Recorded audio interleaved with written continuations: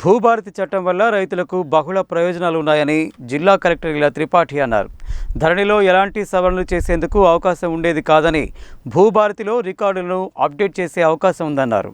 భూభారతిపై నిర్వహిస్తున్న అవగాహన సదస్సుల్లో భాగంగా ఆదివారం జిల్లా కలెక్టర్ ఇలా త్రిపాఠి నల్గొండ మండలం దోమలపల్లి రైతు వేదికలో నిర్వహించిన అవగాహన సదస్సుకు ముఖ్య అతిథిగా హాజరై రైతులకు తెలంగాణ భూభారతిపై అవగాహన కల్పించారు. ఈ సందర్భంగా ఆమె మాట్లాడుతూ ధరణిలో ఎలాంటి సవరణలు చేసేందుకు అవకాశం ఉండేది కాదని భూభారతిలో రికార్డులను అప్డేట్ చేసే అవకాశం ఉందన్నారు. అధికారులు క్షేత్రస్థాయిలో పరిశీలించిన మీదటే భూముల రిజిస్ట్రేషన్ చేసే అవకాశం భూభారతిలో ఉందని తెలిపారు. ధరణిలో అనుభవదారు కాలం లేదని భూభారతిలో అనుభవదారు ప్రాధాన్యత ఉందని, భూభారతిలో భూములకు సంబంధించిన వివరాలన్నీ ఆన్లైన్లో నమోదు చేయబడతాయని, ఈ వివరాలన్నీ అన్ని శాఖలకు పంపించడం జరుగుతుందని, ఎవరైనా ఈ వివరాలను చూసుకోవచ్చని, వీటిని సవరించే అధికారం ఆన్లైన్లో ఉండదని, కేవలం సంబంధిత అధికారులకు మాత్రమే ఉంటుందని తెలిపారు.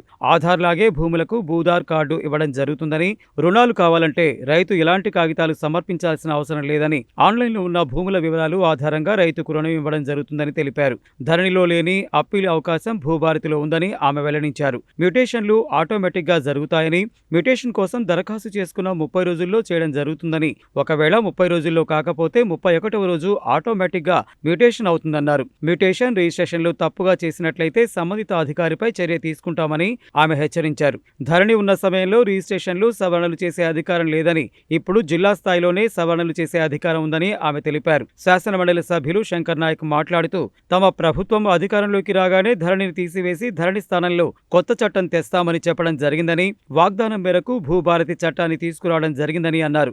రైతులకు ధరణిలో లేని ఎన్నో వెసులుబాట్లని భూభారతి చట్టం కల్పిస్తుందని, ఇందులో అప్పీలు అవకాశం ఉందని, గతంలో భూముల సమస్యల పరిష్కారానికి కార్యాలయాల చుట్టూ రైతులు తిరిగేవారని, ఇప్పుడు ఆ అవసరం లేదని తెలిపారు. భూభారతి ద్వారా అసైన్ భూములు, పీఓటీ భూములు, సాయిదా బైనమ వంటి అన్నింటికీ పరిష్కారం దొరుకుతుందని అన్నారు. తమ ప్రభుత్వం భూభారతి వంటి ప్రతిష్టాత్మక చట్టంతో పాటు 6 గ్యారంటీలను అమలు చేస్తుందని, సన్నబియ్యాన్ని ఇస్తున్నదని చెప్పారు. అంతేకాక బైపాస్ రోడ్డు, డబుల్ రోడ్లు, ఇందిరమ్మ ఇండ్లు, కులగణన, ఎస్సీ వర్గీకరణ వంటి సంక్షేమ పథకాలన్నింటినీ, వాగ్దానాలన్నింటినీ సంవత్సరంలో పూర్తి చేయడం జరిగిందని తెలిపారు.